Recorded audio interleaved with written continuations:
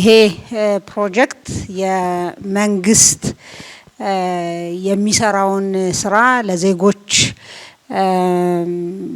ልማትን ዴሊቨር ለማድረግ የልማት አስተዳደሩን ስራ የሚያወጣቸው ፖሊሲዎች ትክክለኛ መሆናቸውን ውጤት እያመጡ መሆናቸውን በትክክለኛ መረጃ ላይ ተመስርቶ ለመስራት የያዘው ቁርጠኝነት አካል የሆነ ከዛ ባሻገር እንደ ሀገር እየሰራን ያለናቸውን ስራ አካውንት የምናረግበት ወይ የምንመዝንበት መንገድ ዓለም አቀፋዊ ተወዳዳሪነትን ተገማችነትን ተናባቢነትን ማረጋገጥ የሚችል እንዲሆን በመጀመሪያ ደረጃ እያንዳንዱ መረጃ ከኢኮኖሚና ማህበራዊ ልማት ስታቲስቲክስ የምንለው በትክክለኛው ሰዓት በትክክለኛው ሰው በትክክለኛው ሜተድ እየተለካ መምጣቱን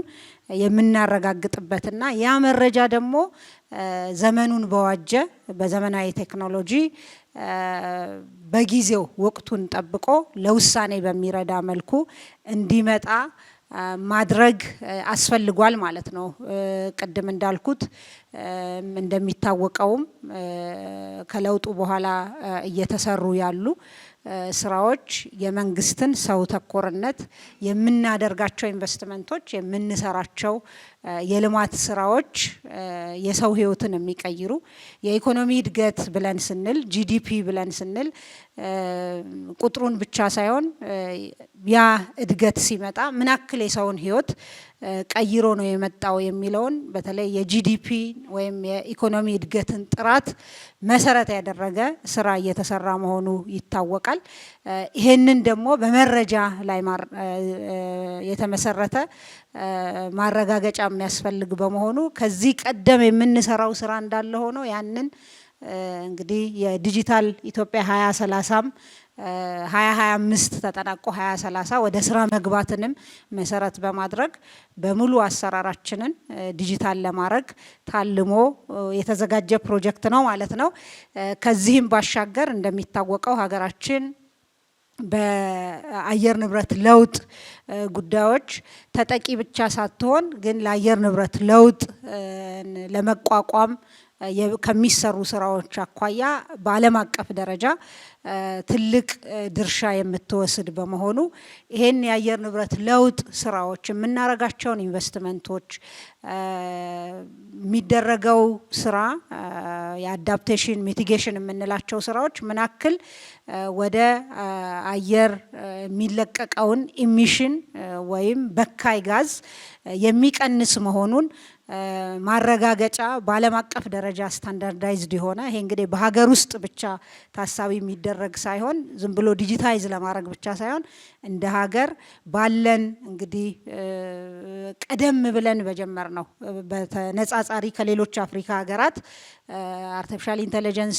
ተቋምንም ይሁን አጠቃላይ በዲጂታል ዘርፉ በጀመር ነው ስራ በዓለም አቀፍ ደረጃ ተወዳዳሪ የሆነ የአየር ንብረት ለውጥ ላይ የምንሰራቸው ስራዎች እያስገኙ ያሉትን የልቀት መቀነስ በአጠቃላይ በዜጎች ህይወት ላይ እያመጡ ያሉትን ለውጦች መለካት የምንችልበትንም ራሱን የቻለ አንድ ስራ የያዘ ነው ማለት ነው። ይሄ ፕሮጀክት በጣም ሰፊ ረዘም ላለ ጊዜ የሚተገበር በፋይናንስም ብንገምተው በጣም ትልቅ የቫልዩ ያለው የፋይናንስ ቫልዩ ያለው ፕሮጀክት ነው።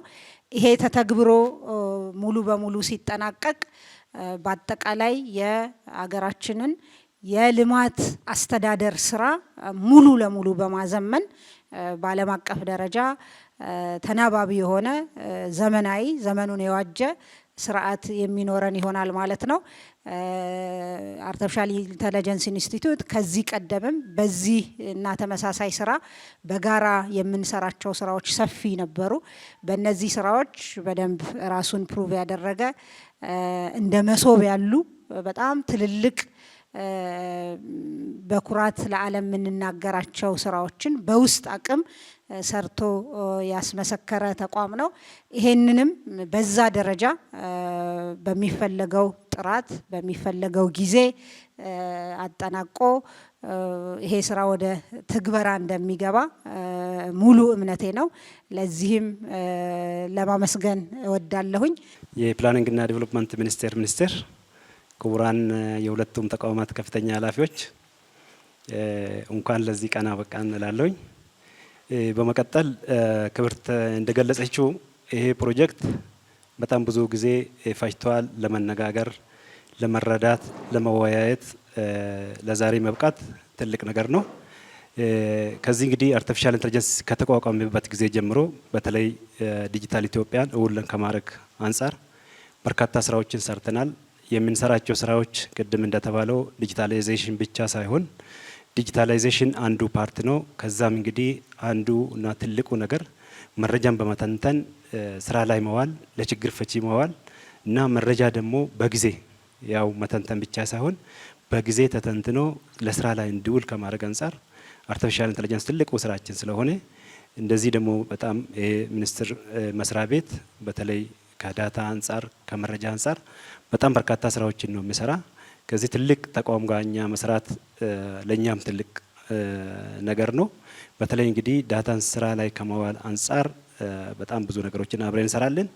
ሀገራችን ከዓለም ተወዳዳሪ እንዲሆን የፕላኒንግና ዲቨሎፕመንት ሚኒስቴር ትልቅ ቦታ የሚያደርስ የሀገራችንም ኢሜጅ ሙሉ በሙሉ የሚቀይር እኛም እንደ ተቋም በጣም ፕራዮሪቲ ወይም ቅድሚያ ሰጥተን የምንሰራ ፕሮጀክትና በተባለውና በተፈራረምነው በላይ በኮሚትመንት በጥሩ ባለሙያና በጥሩ ሶሉሽን በተለይ ሶፍትዌሮቹ ደግሞ ስቴት ኦፍ ዘ አርት ለነገ ለትውልድ ተሻጋሪ እንዲሆን ከሌላ ተቋማት ጋር በደንብ ተናቦ እንዲሰራና የሀገራችንን የዚህ የፕላኒንግና ዲቨሎፕመንቱን ያለውን አጠቃላይ ስራዎች አሁን በተፈራረምነው ጊዜና በተባለውና በተቀመጠው ስፔሲፊኬሽን በላይም በማቅረብ በተባለው ጊዜ ሳይሆን ከተባለው ጊዜ በፊት ለመጨረስ አብረን በመናበብ የሁለቱ ተቋም ቴክኒካል ኃላፊዎች እንደ ቴክኒክ ቲም ሆኖ አብሮ የሚሰሩበት በስትሪንግ ኮሚቴም ደግሞ እኛም አብረን ስለምንመራ ለዚህ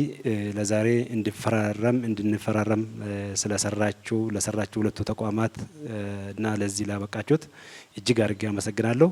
ክብርትም እንግዲህ እኛን አምና ይህን ስራ ለኛ ሰታ ፈጽሞ ያሳዩኛል ለውጡን ማያለው ብላ ስላመነችን እጅግ አድርጌ አመሰግናለሁ። ታንኪዩ።